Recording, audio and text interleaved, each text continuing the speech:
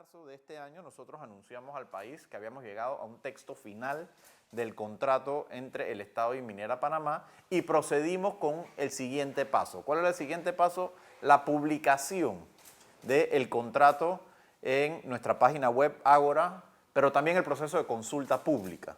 Ese proceso de consulta pública duró un mes y es importante hacer este énfasis porque por primera vez, antes de que un contrato de concesión sea firmado, aprobado por el gabinete, refrendado, ya la ciudadanía lo tenía para su conocimiento. Producto de esa consulta pública, donde hubieron más de 49.000 personas que accesaron al contrato y a los demás documentos, más de 2.000 y tantos comentarios, nosotros entonces hicimos una revisión de todas esas solicitudes, de todos esos cuestionamientos, de todas esas inquietudes por parte de la ciudadanía e incluimos algunas de ellas, entre ellas, por ejemplo, la inclusión del corregimiento del distrito de La Pintada dentro de los beneficiarios. El contrato original plasmaba a Omar Torrijos, a los distritos de Omar Torrijos y de Donoso. Se incluyó también La Pintada porque dentro del proceso de consulta, La Pintada, si bien no era un distrito donde estaba la operación minera, sí era un distrito que tenía el acceso a la carretera que llegaba a la mina. También nosotros atendimos algunas consultas de personas que mostraban cierta preocupación de que la Junta Directiva del Fideicomiso del Atlántico fuera nombrada por el presidente y que fuera más allá del término existente. Hicimos las reformas necesarias para atender. ¿Por qué les menciono esto? Porque yo creo que es importante, número uno, enfatizar que esto fue un proceso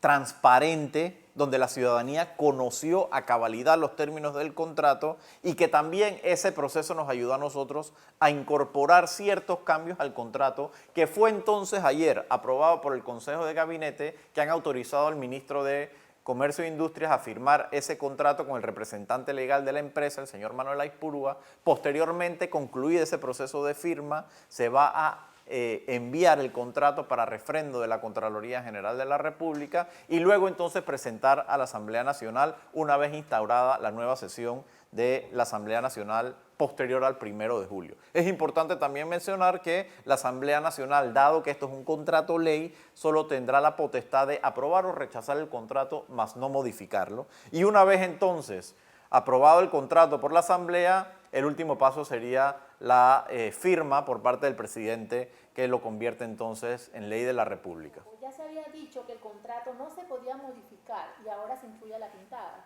Bueno, yo siempre dije desde el día 1 que el proceso de consulta, si bien no era un proceso vinculante, nosotros siempre íbamos a estar abiertos a que esas consultas pudieran generar cambios en el contrato. Dentro de esas consultas, nosotros evaluamos la solicitud de incluir a La Pintada y en conjunto con la empresa, una vez debatimos esta posibilidad, llegamos a la conclusión que lo mejor era, en efecto, incluir a La Pintada como uno de los distritos beneficiados. Razón por la cual esa fue uno de los cambios que nosotros realizamos, producto de la misma consulta pública que realizamos por más de 30 días. Uno de los cambios. ¿Qué otros cambios más se añadieron al nuevo contrato? Bueno, el otro cambio fue el que les mencioné del cambio de la Junta Directiva. Antes el contrato establecía que esa Junta Directiva iba a ser nombrada por el Ejecutivo, pero que iba a ser nombrado por un periodo de 7 años de forma escalonada. Es decir, los miembros de la Junta Directiva del Fideicomiso iban a ser nombrados por el gobierno del presidente Cortizo, pero iban a permanecer en el cargo después de que el presidente Cortizo se le terminara su periodo. Entonces nosotros lo que hicimos fue modificar ese artículo de la Junta Directiva para que los miembros de la Junta Directiva sean las cabezas o los ministros de los distintos ministerios.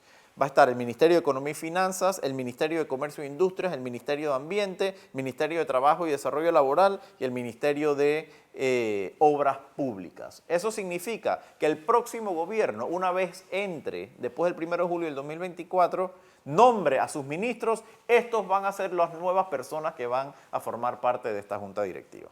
Entiendo que el contrato trae muchos beneficios económicos para el país y para el pueblo, pero hay una realidad, hay todavía opiniones en contra de este contrato, en contra de la explotación minera. ¿Qué hacer con estas opiniones en contra? ¿Qué van a hacer ustedes? Mira, nosotros somos muy respetuosos de todas las opiniones, nosotros vivimos en un país democrático, todas las opiniones son válidas, pero en esta situación particular, más allá de la posición antiminera de algunos grupos ambientalistas, es importante entender que nos encontramos en una situación atípica. ¿Y por qué digo una situación atípica? Porque el gobierno entró a negociar un contrato con una empresa que ya había realizado una inversión en Panamá. Habían realizado esa inversión en base a un contrato Ley 9 de 1997 que en su momento fue válido, que establecía las reglas del juego. Justamente esas reglas del juego fue lo que incentivó a esta empresa a invertir en Panamá, convirtiéndose probablemente en la inversión extranjera más importante en la historia del país, que ya contaba con más de 7.000 trabajadores trabajando en la mina, 40.000 empleos indirectos, que arrojaba también aproximadamente 300 millones de dólares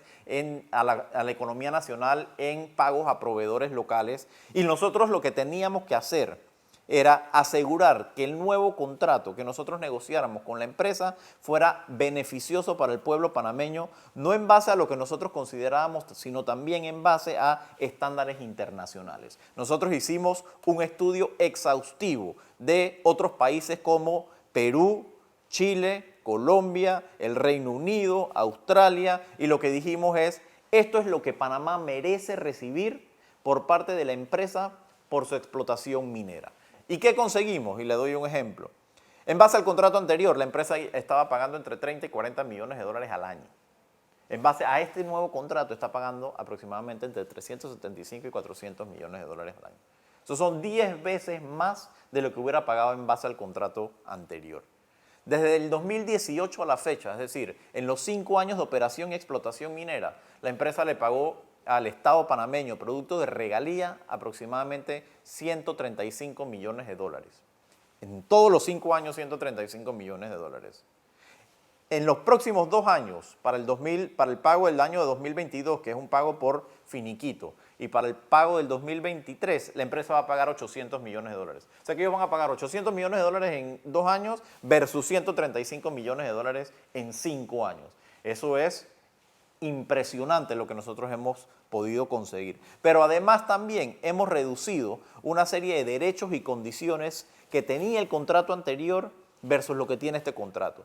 Tienen más obligaciones ambientales, pagan por el uso del agua, tienen un plan de cierre de minas, tienen un plan de reforestación. La empresa tiene la obligación de establecer dentro de la propia concesión una oficina del gobierno donde van a estar las diferentes instituciones del Estado fiscalizando 24 horas al día. Entonces, yo sí considero que dada esa situación atípica, para poder respetar las reglas del juego, para que Panamá continúe siendo un país atractivo para la inversión extranjera, nosotros lo que teníamos que hacer no era cerrar la operación minera, porque el cierre de la operación minera traía consigo unas consecuencias catastróficas para la economía nacional, unas consecuencias catastróficas para los más de 40.000 empleos indirectos que dependen de esta operación minera, para la economía local en los distritos de Omar Torrijos, de Donoso, en Penonomé, en Colón.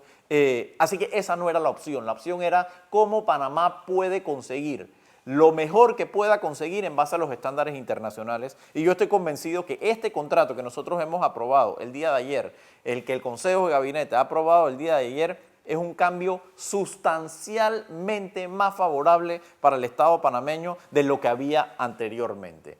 Entonces, yo no creo que la discusión se tiene que centrar entre si hay minería o no hay minería. Ya esta inversión estaba realizada.